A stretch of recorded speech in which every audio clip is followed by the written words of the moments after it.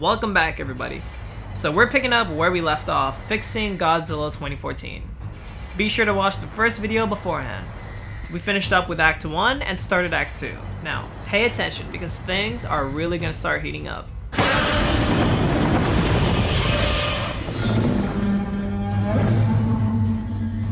Godzilla just gave chase to the male Muto. Following how it goes in the actual film, we see the debris and destruction that had been caused. Monarch and the military decide they need a plan to lure Godzilla and both monsters to an area to kill them. Asking how this can even be done, the military answers, "We nuke them." Immediate outrage from Serizawa and Joe ensues. This is where we see that great minds think alike, and the two slowly start to become closer. Serizawa is furious because he knows detonating a nuke will not only do more damage than it does success, but it is just morally wrong to do such a thing ever since what happened with Hiroshima back in 1945. Joe backs him up by saying not only that, but that the nukes cannot even kill these things. After doing some digging, they realize a nuke created one of these things, Godzilla, and it won't kill the other two things since they were feeding off the nuke's radiation. It's all about common sense, logic. Godzilla killed Joe's wife feeding on nuclear radiation from a power plant. The radiation spike skyrocketed and then disappeared, like it had clearly been absorbed, consumed. Serizawa and Joe both have emotional drives to stop this thing. A soldier responds just like in the film, saying there are way more powerful nukes today that will make the Hiroshima ones look like a firecracker. Stenz is set on having his way, but Joe and Serizawa both know it isn't the right way. We cut to Vegas and the female is trampling through there. She sensed the male's presence and is headed for San Francisco. Joe asks where she's headed, and once he hears San Francisco, he realizes Elle and the kids are in danger.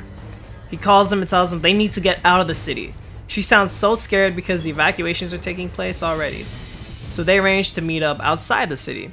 But much like in the film, Elle gets separated from her children. Joe realizes the whole city is trying to evacuate and it's already too late. He needs to find a way into the city, but so far, there is no way. He joins the nuke defuse mission, which does still happen in the film, and he does this in order to truly help defuse that bomb, but also to find his family. It could be discovered that he has had past military experience and was a very high rank and well respected before he left for working at the plant.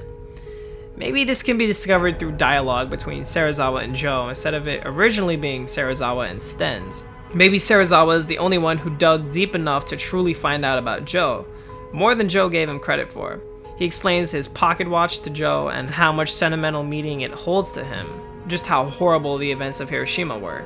It cannot happen again, no matter the cost. It would be more lighthearted but emotionally strong and not as gloomy as the film may feel so far. Serizawa can even give the watch to Joe. This would, again, definitely build their connection. Now we're at the Golden Gate Bridge, and it goes just like the film. The suspense, the bridge about to be shot at before Godzilla rises in front of the missiles. We see how massive Godzilla is. He is so big, he doesn't even notice the humans. But it looks like he's looking for something. He suddenly gets bombed at and shot at, and now he looks down and roars at the tanks firing at him. He's shrugging it off, but more and more jets come firing at him, and now he's had it. He roars in anger and starts swatting away. He gets shot at more and more and he decides to break through the Golden Gate Bridge, just like that. He roars in anger before hearing a distant roar. On a ship in the distance, we see the male plow into the water. After that, it goes much like the actual film where the male meets with the female. But then, as we see Elle alone in the city try and find her way out, Godzilla rises up in the distance as he challenges the male again. And this time, we cut away. Just like in the film. Now this is actually a cutaway that is necessary. If we have 3 whole battles in Godzilla's introductory film, I don't know, it just really wouldn't bode well. The suspension isn't as intense as it would be with 2 battles. So minor cutaway for now. We get the Halo jump scene with Joe instead of Ford. And since he's had past military experience, he's definitely more badass than everybody has given this apparent crazy old man credit for. So Joe survives the jump while a few others don't, and the soldiers all meet up to go stop that nuke from going off. But then we get the Godzilla standoff with the female Muto, who roars at Godzilla in pure fury. Godzilla is angered by this since all he wants is nuclear energy, but seeing creatures that threaten his very existence is no good. Godzilla roars back a very scary roar of his own, and the two charge each other. They engage in a battle that does not cut away for a couple long minutes or so. Much like the film, we eventually do see that Ellie is in the destruction. We also see our soldiers, so we get a very minor cutaway. They manage to locate the nuke and see it's down there in the nest.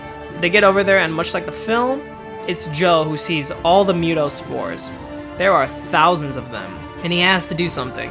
They manage to get the nuke out, but Joe stays behind and truly analyzes these spores while he still has time. We cut back to Godzilla, who's managing to win one-on-one. But then the male Muto comes in, and now Godzilla is having trouble. He needs to find a way to take on both at once. Godzilla is down and getting tag teamed horribly. Now, before he can take any more damage, he manages to get himself out by predicting the next attack and timing it so he can dodge it. He does so and pulls himself back up, effectively pushing the female away. The female looks back at her nest and notices the soldiers taking the nuke away. Now she roars in fury, but looks back at Godzilla, who she knows can kill the male. The female Muto decides to assess the threat first and foremost. But what she didn't know is that this quick glance is something Godzilla picked up on. He knows something is there that she cares about, something that will help him in winning the fight. Godzilla also knows that he can't keep getting snuck up on by the male before he starts doing some real damage to the female, so he needs to get rid of the male first. As he turns to the male to try and isolate him, the female has already managed to successfully slam her massive arms down onto Godzilla painfully. Godzilla would really struggle here, ultimately getting stabbed in the tail by the male, who drops from the sky and pierces it into the ground, and the female who's using her weight to try and stop Godzilla from moving forward. She's essentially using her own weight to stop him from being able to go to the nest, and she's also trying to hold him down so that she can try and maybe swing her arms at his head, enough to the point where he's knocked unconscious, or worse, impaled by her pincers. It's a struggle of strength, but with Godzilla's intellect, he manages to kick the male with a near knockout of a back kick to the head, removing his pincers from keeping Godzilla in place, and now he can chokeslam the female into her own nest. Everybody notices this spinal glow, and Godzilla fires a powerful beam that manages to nearly knock the female out. Godzilla blows the nest up as well, as we get some good kaiju destruction with beam weapons. Just once do we see it hit a building and the ground, as buildings fall over the nest and nearly bury the female Muto. The male comes in furiously, and it seems he may have the upper hand due to his superior speed. But just like the film, Godzilla times his attack and kills the male, who falls apart just like in the film. We get the same exact scene and moment where the building collapses on Godzilla and he lands on the ground. And instead of Ford, it would be Joe, who Godzilla shares this eye-to-eye moment with. Joe doesn't know what to think, but for now he has to set aside any grudge and try to take the nuke as far away as he can. So much like the actual film, the soldiers nearly fail. Joe is too exhausted to do anything.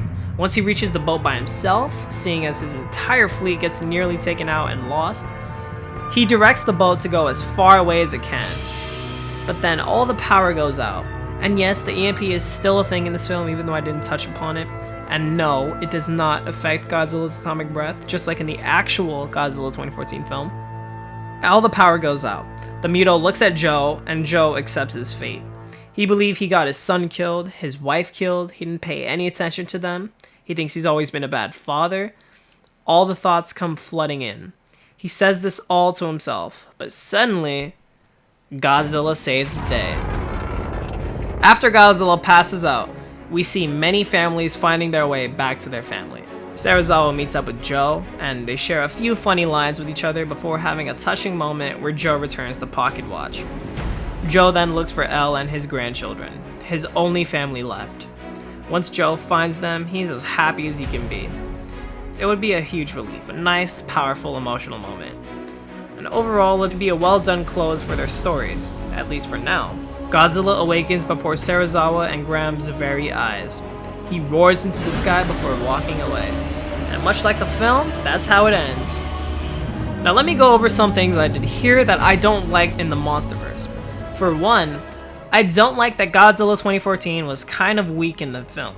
You know, it just felt like he was capable of so much more. I didn't want an OP Godzilla like in King of the Monsters, but just one that is decent enough to fight.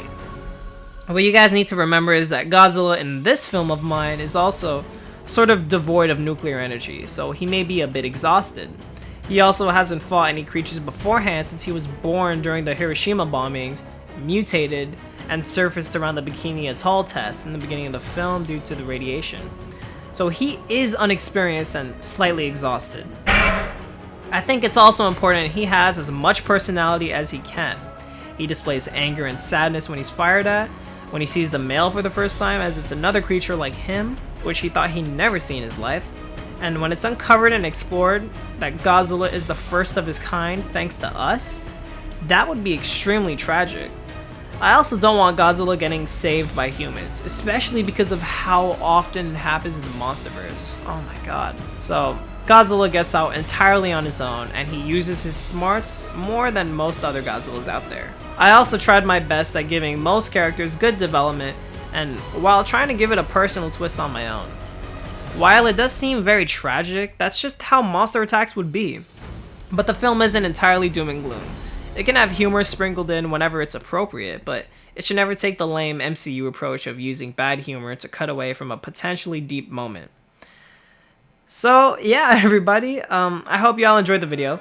Let me know how you guys would fix Godzilla 2014, what you thought of these last two videos, and I hope to see you all soon on the next one, where we take a look at how I would fix Kong Skull Island.